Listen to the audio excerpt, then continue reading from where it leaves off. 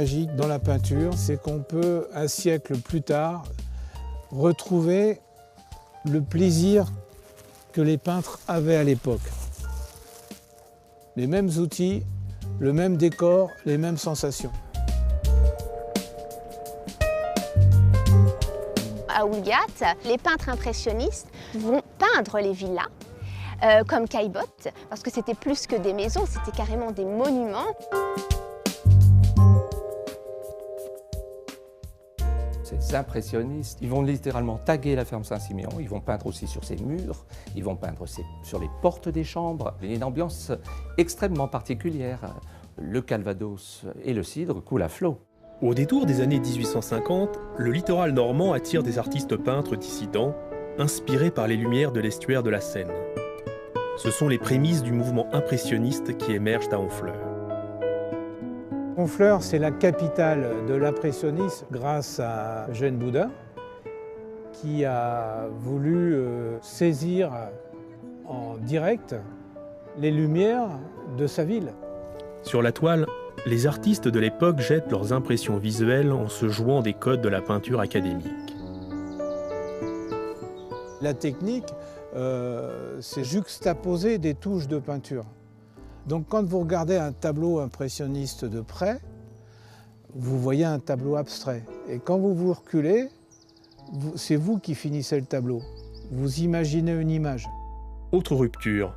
Avec les impressionnistes, on préfère la peinture de plein air aux chevaliers d'atelier. C'est la naissance de la peinture sur le motif. C'est Eugène Boudin qui a incité Monet à venir découvrir, saisir les lumières sur le motif, c'est-à-dire en extérieur. Emmener son matériel de peinture, son chevalet, c'est le côté ludique aussi de la peinture sur le motif. Une peinture sur le vif qui prend pour objet la nature, les marines et surtout la lumière. Que la lumière, ici, elle est changeante. Et de surcroît, elle est subtile. C'est-à-dire qu'il y a des dizaines, des centaines de nuances de gris. Et à partir de là, on a une subtilité qu'on ne trouve pas ailleurs, ça c'est évident. Cette audace artistique se cristallise vers 1860 aux abords de l'auberge Saint-Siméon, sur les hauteurs d'Honfleur. Ici, c'était une ferme-auberge qui est très importante parce qu'elle est sur l'unique accès en venant de Paris pour aller vers Trouville. Donc les équipages s'arrêtent, les chevaux, les carrosses, on arrête et on change les chevaux. Et on en profite pour déjeuner dans cet endroit où on va se régaler de homards, de crevettes, de poulets, vallée d'Auge. Attirés par les lumières de la baie et par l'imprenable panorama sur la Manche, les impressionnistes font de la terrasse un terrain de jeu inspirant. Les chevaliers sont plantés et on bosse sans bosser, on s'amuse à définir, à faire vibrer la lumière et tout se prête à ce que la magnificence ressorte. Il ne manquait plus que les yeux pour le voir et les doigts pour le mettre en toile. Bientôt, des artistes sans le sou, Courbet, Cals, Corot ou Monet, s'établissent ici sous la bienveillance de la maîtresse des lieux.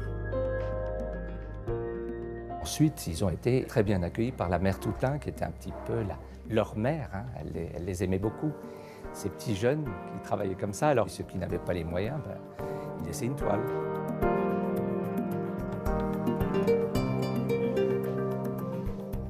Monet ne prenait que cette chambre parce qu'il aimait la lumière traversante. On sait qu'il aime les jardins. La lumière vers les jardins, la lumière vers l'estuaire de la Seine. Donc il ne réservait que cette chambre-là. Mais l'époque de la révolution picturale coïncide aussi avec la fantaisie architecturale. Et des petits bourgs ruraux comme Houlgate vont devenir des terres de villégiature. Le développement du chemin de fer va amener toute cette aristocratie qui est très avide des bains de mer. Et petit à petit, toute cette population va acheter ou louer les villas sur la côte. On érige alors toutes sortes de bâtisses sur les bords de mer. Chalets montagnards, maisons coloniales ou villas monumentales. C'est l'ère de l'éclectisme architectural. C'est un style qui va très bien avec la fantaisie des bains de mer et avec justement cette culture qui explose à cette époque et qui du coup transparaît sur les façades.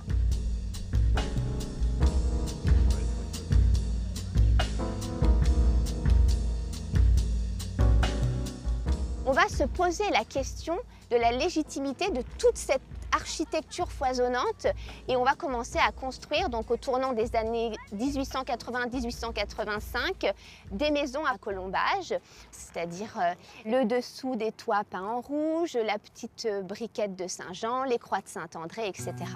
La peinture, l'architecture, l'histoire en somme d'un art de vivre en Normandie.